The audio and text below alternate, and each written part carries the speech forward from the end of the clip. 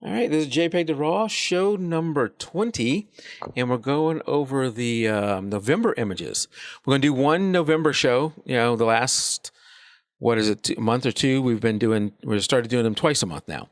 So this time we're doing one time for the November because shortly after this one, we're going to have the December one, which is the best of 2017. Lots of good entries in our regulars group. We still have, I think we have 6 or 7 or so entries in a beginners group. You got till today. I've extended it because I know the holidays are rough for everybody, traveling, people in, and just, busy and distracted. So you had to today to do it. So if you're watching it live, you got to get them in today because tomorrow I'm closing it down and we're going to start all the voting process.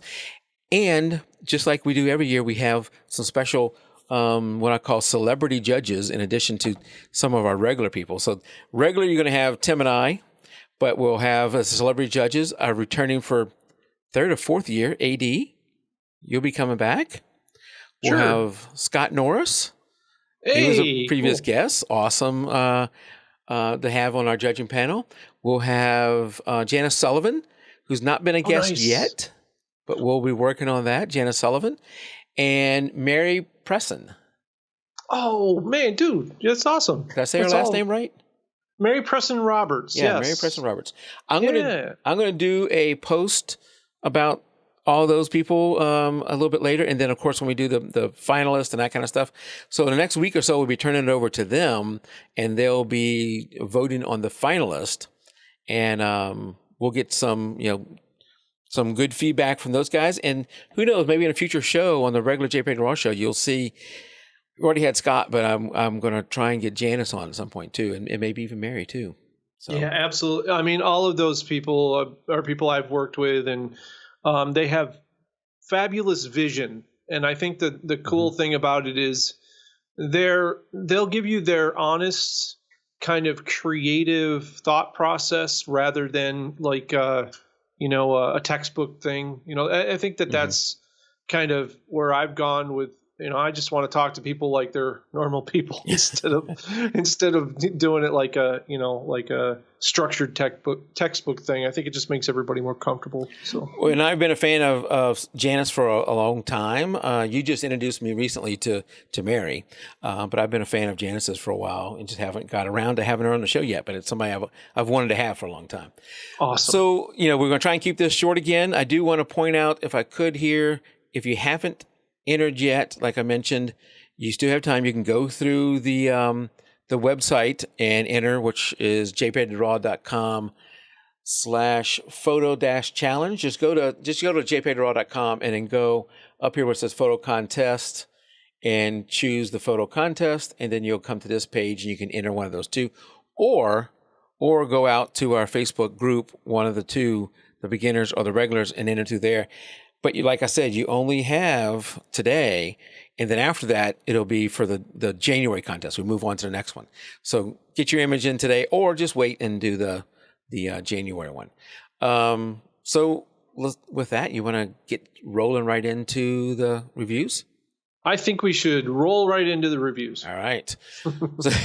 So first up is, then we're going to do the beginners first. First up is this image here by... I think I have the wrong name there. Yes, I was going to mention, this is Christina Benge. Yes, this is Christina Benge.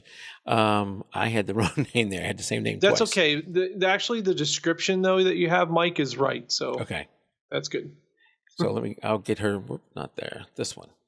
Not that one. Give me a second. There we go. A little bit different layout. That did not last long. A little bit different layout. Christina Benge. This is her photograph that she entered into the beginners group. It's a bowl of cereal with one green. I don't know if that's a Fruit Loop or Fruit Loop, man. That's it looks like a Fruit Loop. Yeah. There. So it's a high key image with just that one. That's really the only color in there, except for the silver spoon. Absolutely. Yeah. Christina, get the heck out of the beginners group, man. This is good stuff. The composition's good here. I love the shadow is projected out into the the other thirds of the image. The high key works very well, very clean. Makes you want to eat that last Fruit Loop, right? I mean, this has nothing to do with photography, but it's an interesting thing. Years ago, I heard something about how we don't realize in our lives how much the last spoonful of soup or the last spoon of ice cream always tastes better than all of the rest. And it's weird, but now that I've told you that, every time you eat ice cream or every time you eat a cookie, the very last bite of it always tastes better than all the other ones. And it's like we have to learn to enjoy all of it all the way through. And that's been an interesting thing I learned many years ago. And this photo brings that back to mind. And I think this is excellent. She says that she posted this over here. She already submitted one to the other group. I'm not sure if we'll look at that or not. But she said this was her first try. I think this is why she put it in the beginner image at a high key image. And Christina, if I may be so bold, you did it great. It looks awesome. If people aren't aware, beginners aren't aware, high key image is usually where the whites are pushed a little bit harder and there are essentially no blacks in the image. Very rarely in a high key image do you see blacks. You might see light grays, which she has done perfectly here. And there's a little black in the middle of the Fruit Loop, but I would doubt that that's even actually black. Usually a high key means you're pushing the histogram towards the front, towards the lighter part of the histogram. And it's usually very prominent in real estate photography and product photography, where we want a very clean, very welcoming, sterile image. We want something that's, and that's what this has done here. Quite regularly or quite well. So I'm looking at Christina hey, how you doing over there? And she's just popped up over in YouTube. I'm sure she's going to get this message like 20 seconds or 30 seconds or a minute late. So she's like, why do they wait so long to say hello? But thank you, Christina, for showing up and hanging out with us. I like the fact the winter is interesting. Like us folks that live where we get a fairly good winter, which seems like most of the country right now, it really affords us time to try something different. A lot of us that are noted landscape photographers or travel photographers or portrait photographers or sports photographers, and we've kind of branded ourselves and we work towards that as our brand and what we show the public. We also like to pretty much, if you're a photographer, you like to take pictures of everything. It isn't just that you like to go out and that's your breadwinner or what you focus on the most, but as far as I know, most photographers like to take photos of everything. And that's kind of what we do. And so I do the same thing. I spend the off season. Sometimes I'll spend the off season like not doing anything in photography for a reason. And it's because you can get so deep into it. I've got like 1,000,001 things going in that world. So sometimes I need to take a break away from it so I don't get burned out. But for folks that are really learning and working hard on just focusing on their business and getting to be better photographers, it's always fun to experiment with different things. I think we talked about Michael Demagal, which we'll probably show in the regulars forum. I think he's got a photo over there. That he's experimenting a lot now, and it's wonderful to see him expand from what he was to what he's doing now. That growth alone is attractive as your brand.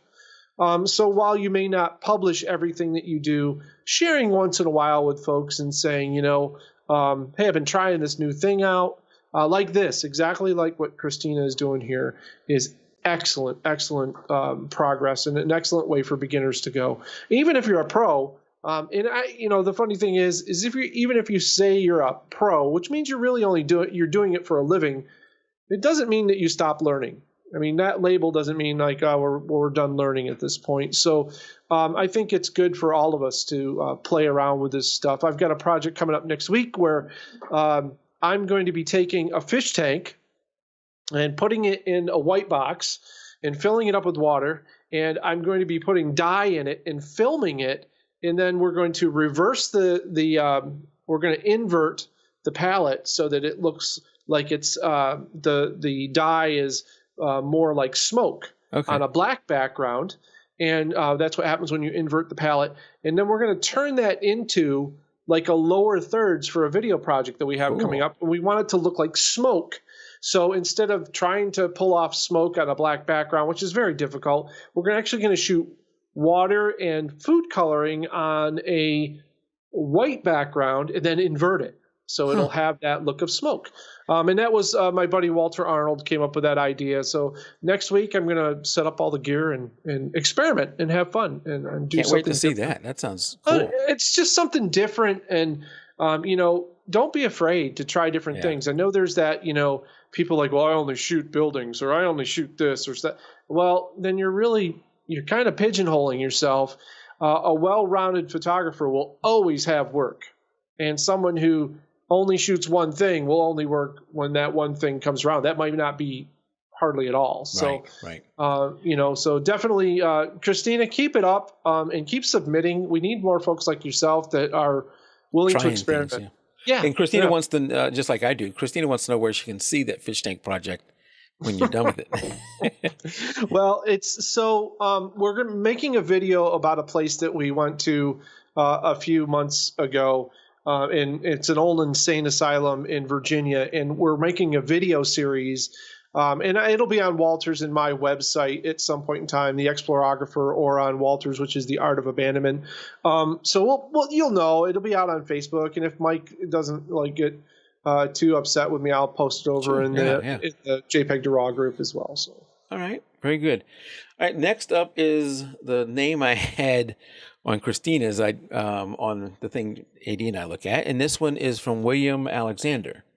Yes, this is from Milwaukee too, and I in 2016 I was right at this very same spot, and I totally am in William's head on this image because I took almost an exact same image.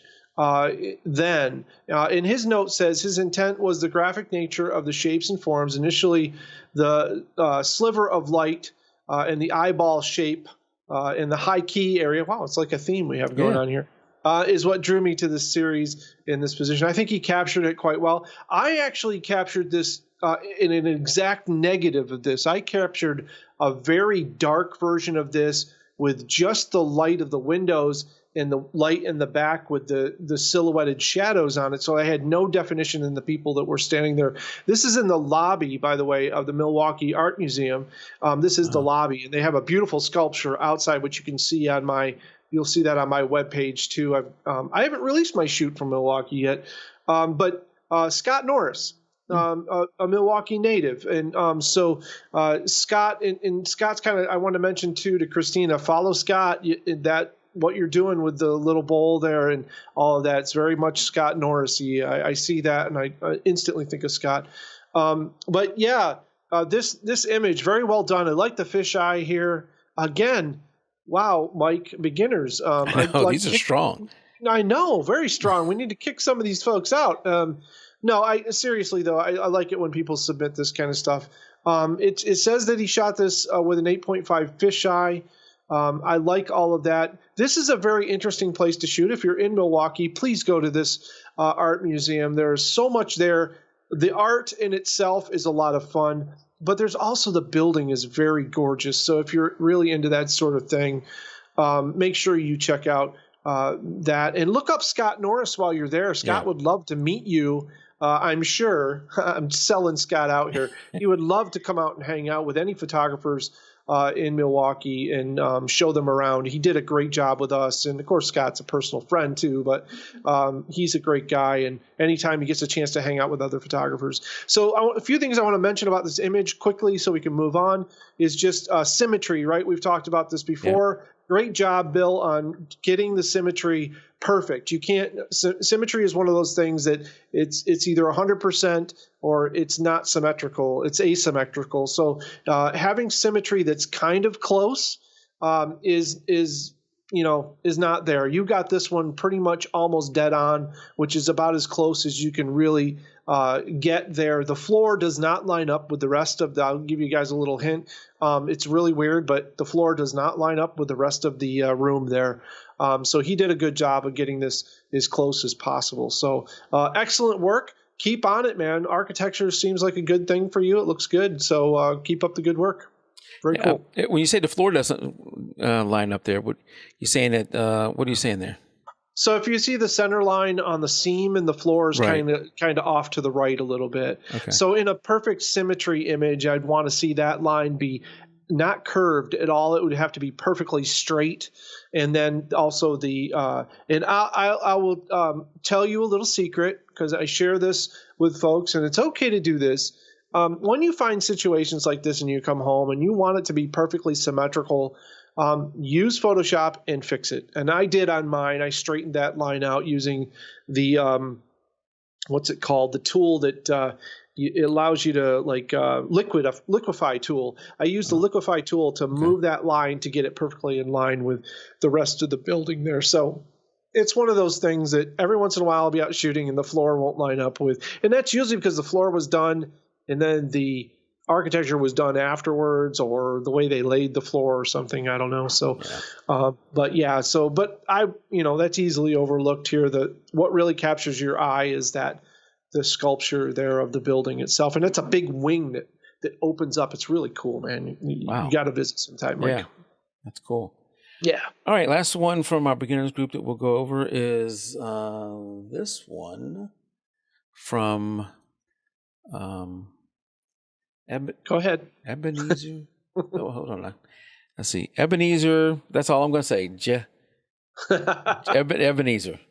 Mm-hmm. Okay. I'm not gonna. The Young Masters is the name of the photo. Yep. Looks like this might be a singing group. It says here. It looks like from India.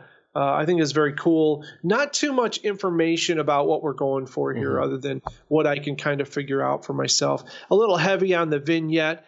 I probably my suggestion here in a beginner sense would be it's a good matter of fact shot of some folks. If you're taking headshots of people and you're just whipping them through, getting them done, working it out. But if you're trying to do something special for this group, I think I would work a little bit towards removing that background, which is you got kind of a light coming out of the one kid's head there, a little on the side. That sort of thing. I think it's a little too tight as well. I don't like to cut off people's shoulders in my shots. I like to have them, everybody kind of give a little representation. If this shot was going to be framed by the parents or something like that too, keep in mind that you've got to crop in if you're going to actually frame it, and you're going to lose even more there. So always give yourself a little bit of space around the outside. And it's I kind of like moody, I know it's probably not a rock band, but anytime I think photos of headshots for movie stars or entertainers, let's say, I think rock, I think the rock shot. And so I kind of specialized with Lou Quattrini and this sort of thing in a while ago when we had our studio open. And this was one of the things that we try to do for folks like this who come in, find out, what they're about, try to make a background that kind of reflects what they're into. And that sort of thing. And in an instance like this, I'd probably go ahead and mask them out of the image and put them behind something a little bit more interesting in the background, or even a plain background or something like that. That's just, if it's just a promo shot, it's probably going to be fine just to show who they are. But if you're trying to really make something special for them and you want to be a photographer that shoots promo shots, you got to take it to the next level to stand out from the guy next to you who's going to do the same thing. So it's got to go far, far above and beyond just the old standards as far as the shots go, unless you're really going for like the black and white old standard look. And to me, the one of the things that you mentioned, that light on the guy, center guy, I guess, light right at his head, that would have been easy to have him lean a little bit more. You move just slightly. That could have been, I'm sure you didn't think about when you shot it, but at the time that would have been easy to block that out. Yeah, and Ebenezer's in the beginners group, so we'll give him some advice here. That's something when you're looking through that viewfinder. It's okay to chimp at your camera after you take your shot. I mean, you hear from a lot of people, you don't have to check your shot after you take it if you're a good photographer. Well, whatever. I don't care what you think, but look at the back of your camera, look at that shot, zoom in, trace around the heads a little bit. Always make sure that you don't have anything's worse than making someone a unicorn when they're not a unicorn. It happens to all of us. I've done shoots where I've got back home and been like, oh man, why didn't I see that tree? It looks so stupid. And, and then had to do a lot of work in order to fix an image like that because otherwise you got to call up the client and be like, hey, we got to go back out and shoot. Right. And that doesn't work well for you. That doesn't bode well when you tell a client that they lose all sorts of confidence in you. So, yeah. I see, in most cases, no problem with looking at the back of the camera. There's an NFL game going on right now. And when I'm sure like most of us photographers, when you're watching a game, anytime they go near the sidelines, all you do is looking at Nikon, Canon. You looking at the lens, looking at the camera, looking at, what all they're doing and that kind of stuff and get out of the way, don't get hit and that kind of thing. But those guys and girls, they look at the back of the camera. They know when to. Right. They're not going to, in the heat of the action, they're not going to, because that's when you're going to miss it.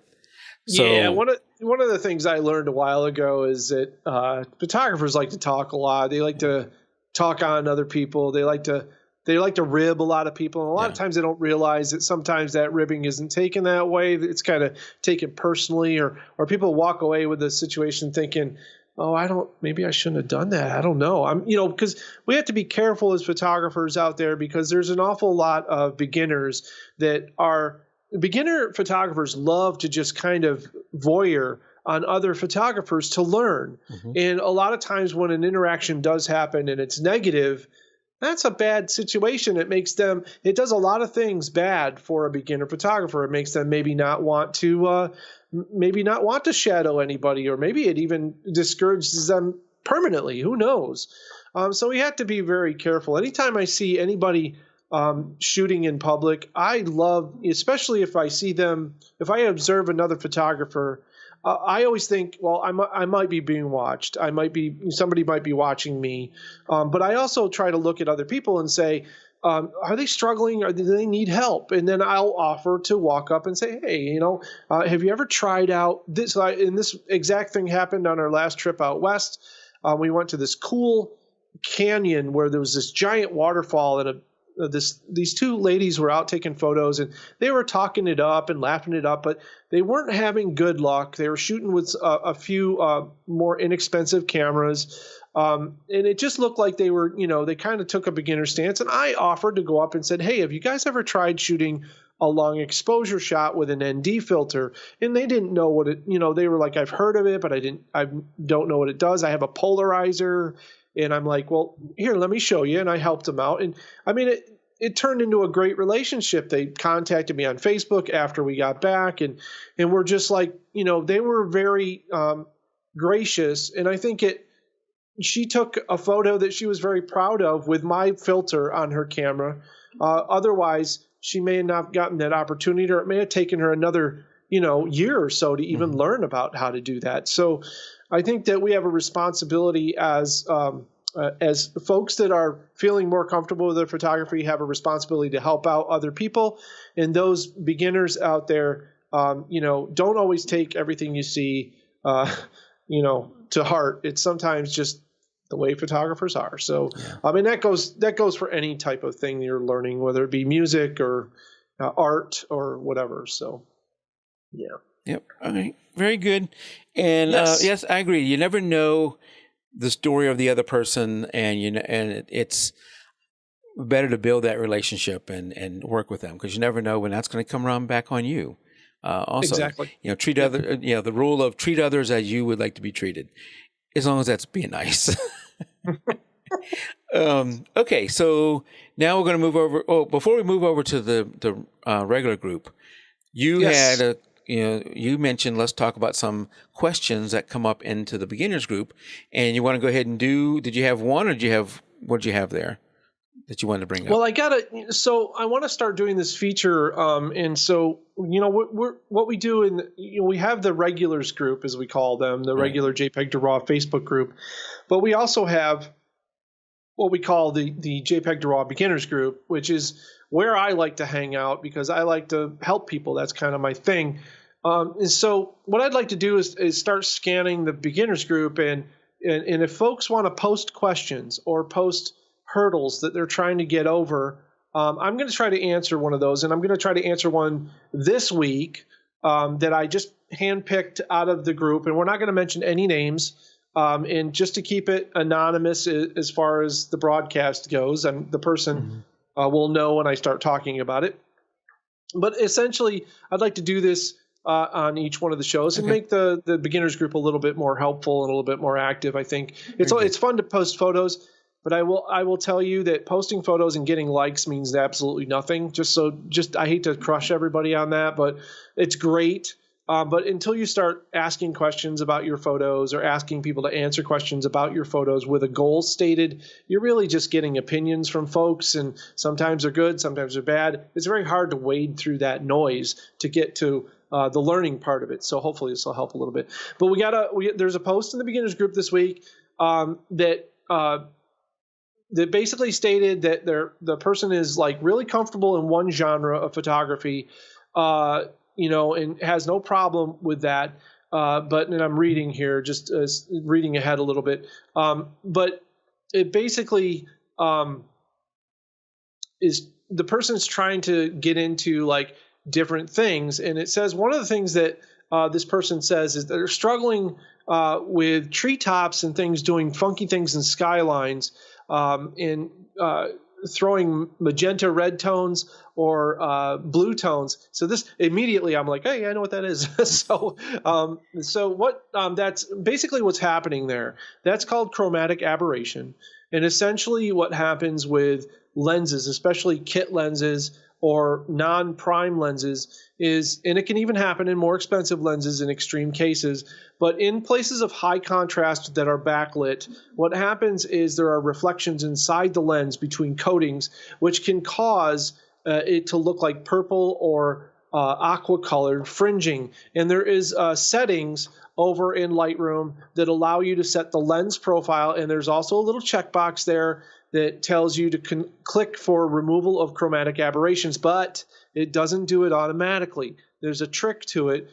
Some lenses you need to actually, there's two little triangles there on each of the purple color and the aqua color, and you need to sometimes spread those out and move them around a little bit to kind of dial it in so that it removes the color fully. And so those are chromatic aberrations. That happens with a lot of different lenses. It's generally with kit lenses, but I have seen it on other lenses as well, especially old film lenses. I have a lot of old film vintage lenses which have chromatic aberrations in there.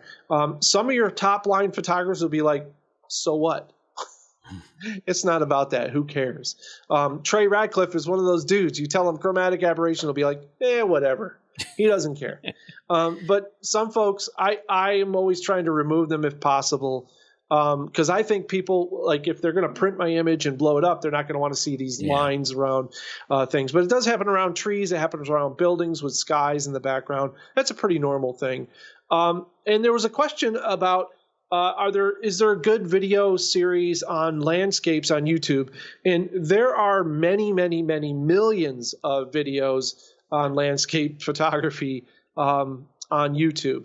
The problem is it's a one-sided conversation. So I would highly suggest to anybody who wants to learn, get a mentor, get somebody that you admire to help you work on your photography. They're going to ask you important questions about what you want to learn instead of just what they think you should learn. It's very difficult to weed through videos on teaching. I've gone to a system now where I take requests for videos because I can just put videos out and talk about all the stuff that bothers me, but maybe only 2% of that is actually going to help somebody out. And a lot of times people don't want to wade through all of that to actually get to the part that they want to learn. So it's much easier to get yourself a mentor and work on that sort of setup and learn that way, whether it be through Facebook or Google Plus or wherever, it doesn't matter, or Patreon or any of those sort of things. But I can highly suggest many people, myself, I do it as well, but there are many other mentors out there who are ready and willing to help other photographers learn, communities even. So I think jpeg2RAW is one of those. So. Yeah, and that's one I did post on myself, that comment there, because Yep. you know, the weather it's not as cold as it is up there for you, but it is cold down here and colder than I want to go out walking as I try and exercise more. So I can't just walk on a treadmill or run on a treadmill or whatever for, you know, an extended period of time without some kind of entertainment. Right, so me too. I've been, I don't know, I'm sure people have heard of Chromecast. I have Chromecast hooked up to my TV, and I've just been watching YouTube videos over and over again. And I've come to really love, like Thomas Heaton is one of the channels I watch, and some other people who is not so much of a how-to. So I don't know how much I'm really learning from it, but to me, it's more inspirational, and listening to him and watching him do these things. And it gives me inspiration to want to go out and do things and take photos. Yeah, and I think that this sort of session that we're doing right now, critiquing, and we talk about this all the time. Keep in mind, there are many photography shows that love to criticize photos, and you have to be very careful. Yeah. And I'm not going to name any names here, but they are out there. There are many of them. They are very high profile. They do not ask the photographer, what were you trying to do here? They don't ask those important questions. And honestly, without knowing what the photographer is struggling with and what they're trying to go with, your answer is nothing but hot air. And it's just you wanting to hear yourself talk. And that's why we're constantly asking the photographers that post for us, please tell us why you pressed the shutter button here. Tell me what you're going for in your post-processing, because otherwise I can just, I can say, oh, it's a pretty photo. Yeah. Oh, that's nice color. But does that help you?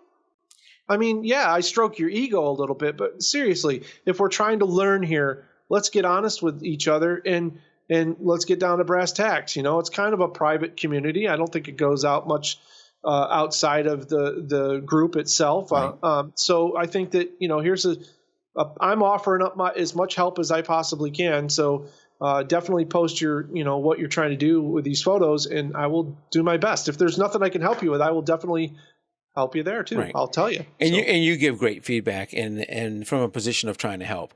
And that's a great segue into this next image as we move over to the regulars group, because I think he did give us some information that can be helpful. And that is this image, which was the winner for the group. This image from Carlos Larrera. And you got to ask for pronunciation on these names. I'm telling you. You go to their Facebook page, and then there's a little there is my name thing. I think we have to do that because I can't say them either. So, and what he was trying to achieve here, he was in Cartagena, and he was the city, saying the city is divided between the old and new city, and I think he was trying to portray that in his image here. Yeah, so what's funny is I always go through all of these photos without actually looking at the captions first. Mm-hmm. So I just go through, kind of give it a few seconds of a look, and then I move on. And immediately when I saw this image, I was like, what a great capture of the modern and the historic in one image. City images are always fun to capture that, but it's also very challenging to get the right angles, to get the right look. I really appreciate what he did here. I like this, the fact that, he kind of had the city foreshadowing in the back. Mm-hmm. I wonder if maybe a little bit more depth of field here, so that maybe the buildings in the background were kind of more of a supporting cast rather than being, fully in focus. I don't know. This is just me talking for creativity purposes. But I think if his goal was to show both of them, I think he did that perfectly well. I like the composition here. Yeah, I think it's a good image all the way around. And we always talk like the regulars pretty much, unless something really stands out. I mean, these images are right down the alley of they're getting there, and they kind of listen to the shows and they know what's going on. So yeah, I like this image a lot. I like the tones and the softness of the clouds, and a perfect capture of the old and the new at the same time. So very good. All right, do you want to do just one more, or what do you want to do here? We got some minutes here. Looks like we're on 7:42. We got a little bit of a late start. Okay. I did want just to mention Roger's photo. I know we skipped over it in the beginning quickly. Yes. And then photo number 10 in your list too. This is a little bit of learning to go there. So okay. So I don't let me know. pull up this one from Roger. Yes. Perfect. Yeah, so Roger Padeo, I think is how he says his name. Mm-hmm. So I'm just going out on a limb too. I don't know. So he's a sports photographer. Yes. All right. So he's in his element here. And it says that he's always looking for that moment. And he puts the quotes in there in the game. This was a junior championship, and the opponents were battling in the finals. So what's interesting, again, I looked at these photos before the show, and from the photo, I totally got it. To me, that's a good image, is when I can get the story clearly without trying to figure it out. It was very clear that this was a decisive moment. It's focused well. I love the bokeh in the background. I know that there's a lot. It's busy at angles, but as a sports photographer, sometimes you just got to get the moment. And this, I thought, was a great moment, showing the joy of either winning the finals or whatever. I didn't know I knew it was triumph of some sort. So I just wanted to congratulate Roger on doing a good job. And having the racket in the frame also, if you couldn't tell from the background, having a racket in the frame also lets you know which sport it is.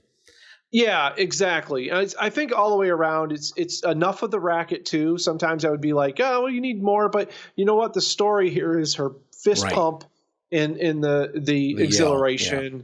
Right, exactly. And so his framing that up nicely, a nice negative part of the image, again with the background blurred out so it's not overpowering to her. A good sports image all the way around, and something that would work well in a story or a magazine. I thought that was a great image. So yeah, if we want to move on, I just want to say good job, Roger. Keep them coming, man. That's cool. Mike, there was two images. I'm sorry, I made them. That's right. Can we do Dean Stone? Dean Stone. Which one was? I'm going to pick on Dean Stone really quick. I got Dean up here. Because Dean's got a lot of really good work. He is a great photographer, yes. I know. So, Dean, I'm just going to rib on you just a little bit here, buddy. So this is just, friendly photographer to photographer ribbing. So don't get scared and run away now. You got to be able to take it if you put your images out there. So this has some false bokeh in it. And I want to say that it's okay to use it. And I use it myself. But make sure you get it all, man, because there's a spot on the lower left. If you look at the line of grass and you move over to the left of the image, you'll see a spot that he missed his masking in. And I want to say, before you release an image, make sure you do your border patrol, because it's going to get caught. On the lower left, you said? So yeah, if you look at the lower left of the deer, and follow that grass line over to the left edge of the image and then down, you'll see a little patch that actually is in focus. We know cameras don't do that, right? I got it. Yep. Right. So I appreciate that he put in the blurring around the edges, and I kind of like that. I like that in the image. It brings us. It takes the noise out of the image, and I think Dean was right on with that. I love that the focus here is perfect, and I think the image would have worked well without the extra bokeh in there. But it's okay that it's in there. Just make sure, Dean, that when you release an image, you don't miss a spot, unless you're testing me. You might have been testing me. Might have been testing but I caught you, man. So yeah, it's an excellent image, and congratulations on getting the buck. It's tough to get these animals to begin with, but make sure that if you especially this one was over. He says over 100 yards away, shooting with a 150 to 600 Tamron. Yeah. And even on a sturdy tripod, the lens was shaking like you had 6 cups of coffee. Yeah, and it's an excellent image, and I'm not cutting it down by any means. I'm just saying that make sure you do. It happens to all of us. I have released images, and they've been out there for 3 months, gone back and going through my images for somebody and been like, holy cow, how did I miss those 2 dust spots? Yeah. Like right there. Like, how did I miss them? And it's that border patrol. It's just something you got to do over and over and over again. And you'll get, so every image you release, you'll be like, all right, I'm going around the outside, make sure I don't miss anything. So I just had to pick on Dean a little bit on that. I know he's going through some rough times right now. Hopefully everything's working out for him. And Dean, we wish you the best, man. So I just wanted to get you on the show anyway. So very good. All right, so we'll do this last one, number 10 that you want to do, and this is from Bev Robinson. Yes, a fitting image for this time of year, right? Yeah. So a couple of things I want to talk. Question mark there. What the heck? It is Bev Robinson. There shouldn't be a question mark. That is who it is. Oh, I see it on the lower thirds. Very nice. Bev Robinson? Oh?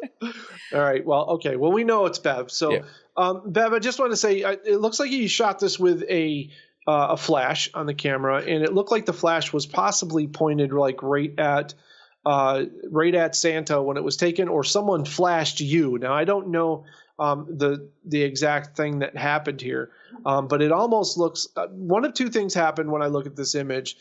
Is it was a flash on your camera, and the image has been cropped, which would make sense from where the angle of the light is coming, or it was their flashes that went off when you went to take an image. But it is a little bit blurry. I don't know. It just says you were in automatic mode. I think this is one of those cases where I would suggest that you're posting in the regulars group. It's time to move to manual mode on your camera and make sure that your camera doesn't screw you over, because it looks like it may have shot with a slow shutter speed here, because I'm seeing quite a bit of blurring around Santa's face and around the dog. And then I have I'm also having this the echo of the flash in the background. So if that was your flash, if this was your flash, I just would like to suggest getting a diffuser or bouncing your flash off the ceiling would work well here. Unless you don't have a ceiling. Like if this was in a mall someplace, there's a good chance that your ceiling was 45 feet tall. You might not have a ceiling. And in that case, you're going to want to get a diffuser of some sorts. You can get, in fact, I 3D printed one over here, but you can just get a diffuser that is made out of, I've made diffusers out of packing bubbles, believe it or not, and just draped them over my flash, and it distributes the light nicely. So you don't get those harsh shadows around your subject. Now, if it was somebody else's flash there, and you were just taking this picture, then that's nothing you can really control. You kind of just gotta move it to high-speed shutter and take as many photos as you possibly can to hopefully miss their flashes. But yeah, so just something to think about when you're shooting there. I just wanted to mention that. I think it's a neat photo, and again, a fun moment for the time of the year. Easily a Christmas card if you're sending out Christmas cards. This would easily work for that just fine. But I did want to mention those two things for our beginners, and maybe for Bev if she didn't know that. So there. Yep, very good. All right. Well, that's it for the reviews this month. Let me go back over to us. Again, keep in mind, if we didn't mention your image, it's probably really good. So there you go. Yep.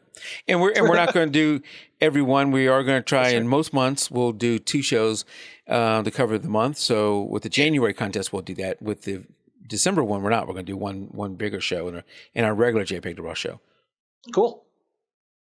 All right, before we head out, I wanted to mention again, if you haven't entered, you've got just a few more hours left to enter the Best of 2017 contest, and that is over here on our webpage. Whoop, that's not it.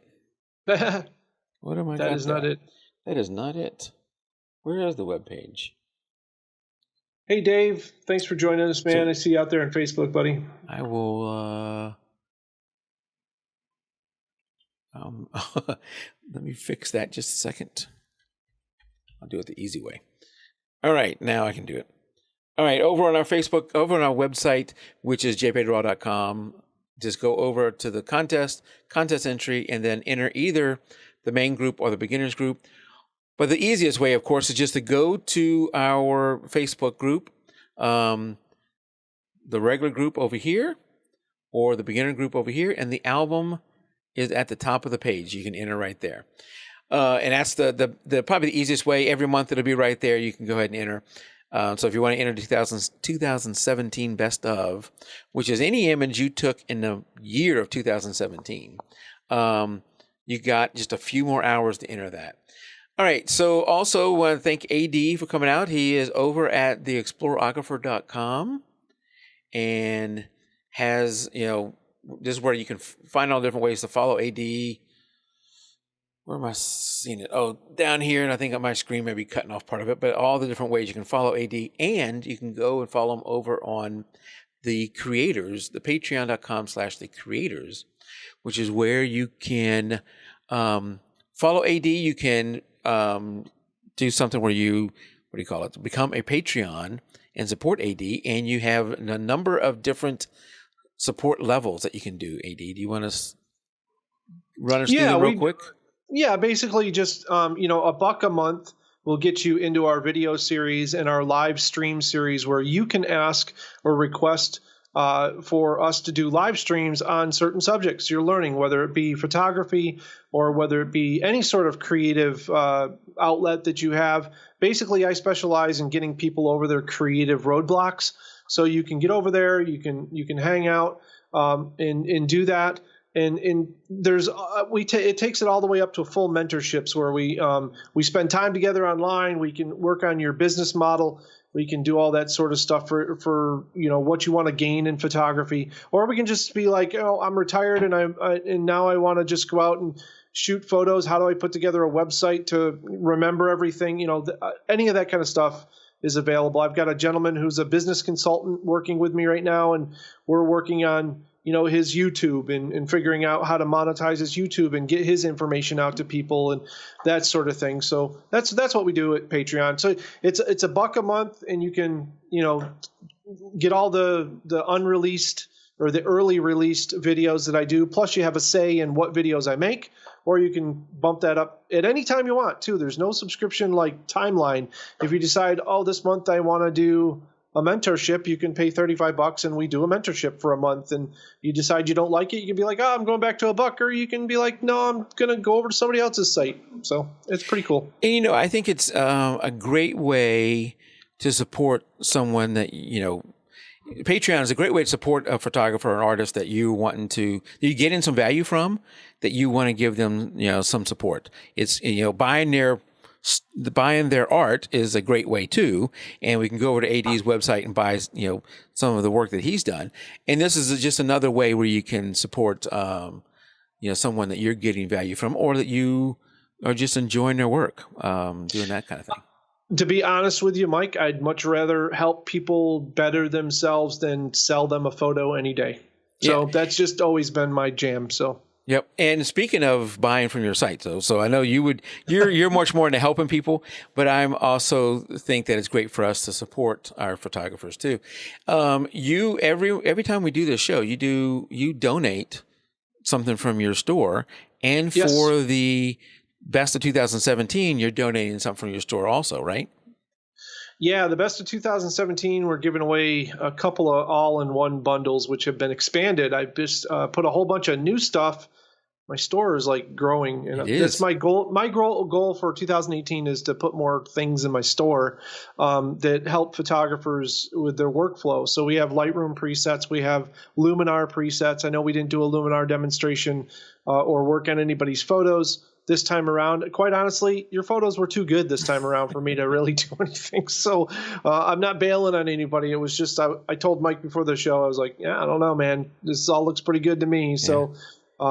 So if there's a need to edit, we'll show you that sort of stuff. But and I've got new stuff coming. I've got some new presets coming, and I've got I've got 3D models coming, which have been something I've been having fun with lately. Even stuff you can print for your camera, which is crazy stuff. So it's been a lot of fun. But I've expanded the store quite a bit and kind of categorized things and made them easier to find. But we're giving away all-in-one bundles, which will basically be everything in the store. And we're also a Luminar. We're giving away a copy of Luminar too. Giving away a copy of Luminar to the winner. Yeah, that is an awesome award there. Yep. And you did a demo show earlier on that too. I think 203 or something like that. You did a demo show to let us see that. All right. And we talked about Patreon earlier. I just want to mention really quick that I am doing a Luminar Masterclass over on Patreon, which will be a live stream where you can ask questions as I go through every aspect of Luminar from the very beginning all the way to the digital asset management stuff when that comes out too. So very good, very good. We do need to pick a winner for this month. Do we need to jump off, or do you know somebody? I'm not sure. So we'll just mute for a second because I'm never sure who won before, and I know you have a handle on that better than I do. Yep. So hold on, we'll be right back. Let me get some photos streaming here. Where is that? There's an idea. People can see this. Quick play. By the way, Jan says that I have to get the courage up to submit an image. Jan, Nike philosophy, just do it. Yeah. Just submit an image. I mean, how bad could it be? Seriously, submit. You got to do it. We'll be right back. All right. Huzzah! We're back. We're back. And we've selected a winner for the winner from... What are we giving away? I'm all thrown off now. We're giving away the Lightroom presets, or what are we giving away? We'll either do the Lightroom presets or the LUT files, depending on what the person uses. If they use one program, we'll give one. If they use the other program, we'll give the other. We'll leave it up to them to decide. But it'll be 46 presets that I've designed myself. Okay, so you'll be winning one of those two things AD just mentioned from AD's store, and the winner this time is Christina Benge. Congratulations, Christina! Congratulations. I will be contacting you here in the next week or so with how to pick that up. So be looking for that. Cool. And just so you know, completely random. We just totally when we're off camera, Mike and I argue like spy versus spy until we come down to one name, and then we're like, okay, that's the person. Just so you know, it's not based on anything, really. Yes. The only thing it's based on is we don't want someone who's won before to win again. Yeah, because that doesn't make any sense. It won't make any sense. All right, so that'll wrap up for this month. This is November Images. December Images, we'll be doing that here in the next couple weeks. We got to get all the voting done, and then we'll be coming back and be doing that one. Oh, the hardest part is that voting. Oh, I know man. it's gonna be hard to narrow it down to the ones for you guys to look at even. So we'll go ahead and wrap it up, and then we'll go on the post show for just a little bit. Until next show, keep shooting. Good night. Bye.